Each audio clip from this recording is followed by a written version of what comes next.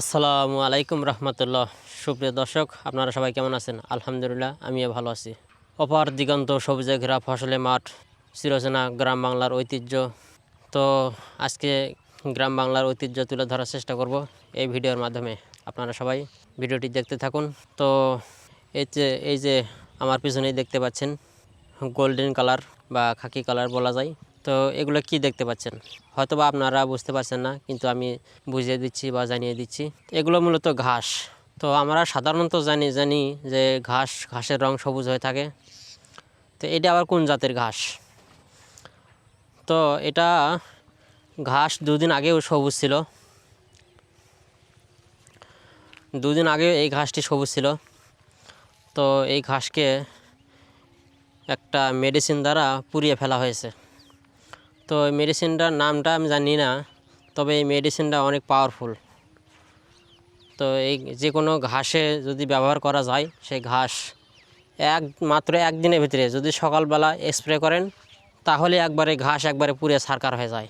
তারই কিছু প্রমাণ আপনারা দেখতে পাচ্ছেন যে ঘাসের রং খাকি কালার হয়ে গেছে বা গোল্ডেন কালার হয়ে গেছে।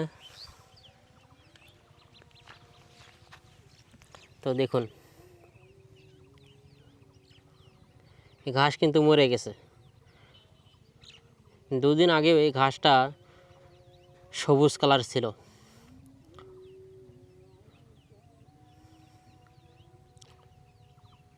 তাহলে আপনারা ভাবুন একবার যে মেডিসিনটা কত পাওয়ারফুল।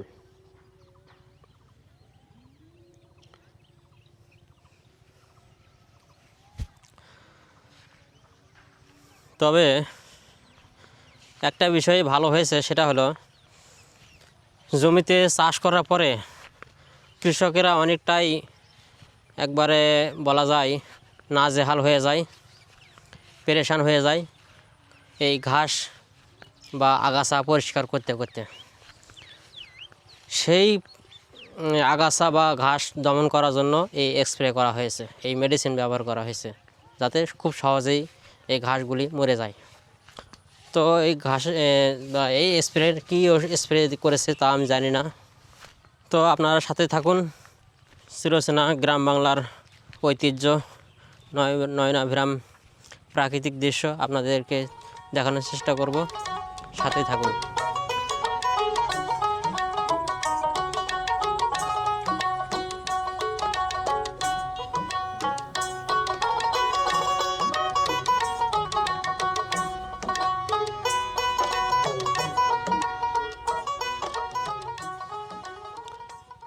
আমি এখন দাঁড়িয়ে রয়েছি আমাদের পাটের জমিতে।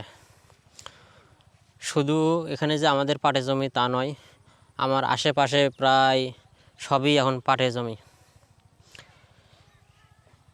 আর আমাদের পাটের জমিতে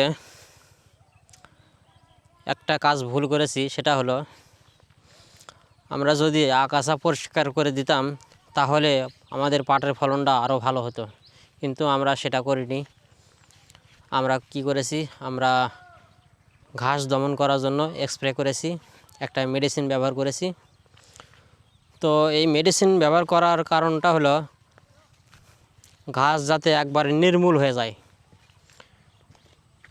তো এই নির্মূল করা ঘাসটা পুরোপুরি নির্মূল হয় না, পুরোপুরি নির্মূল হয় না। তার চেয়ে ঘাসের চেয়ে পাটের ক্ষতিটা অনেকটাই বেশি করে। তো আমি আপনাদেরকে যদি দেখাই তাহলে বুঝতে পারবেন। দেখুন আমাদের পাটের জমি, পাটের ভিতরে কিন্তু ঘাস দেখতে পাচ্ছেন, আগাছা দেখতে পাচ্ছেন।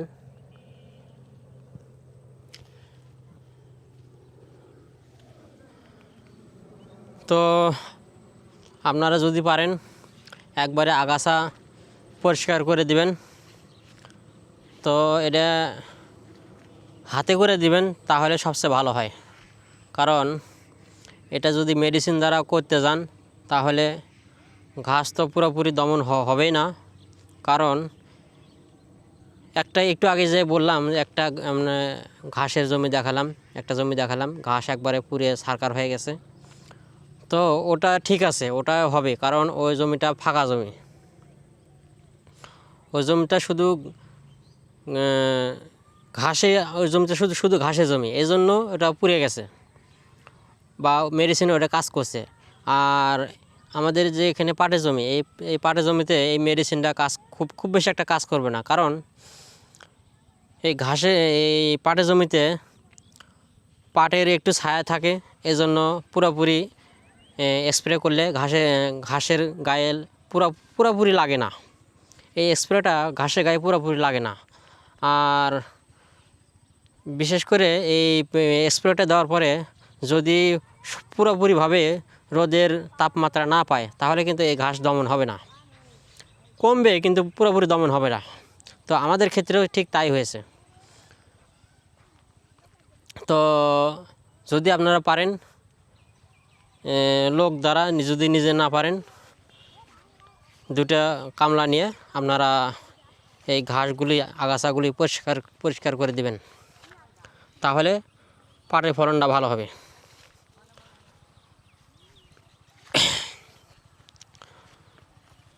তো আজকের ভিডিও এ পর্যন্তই।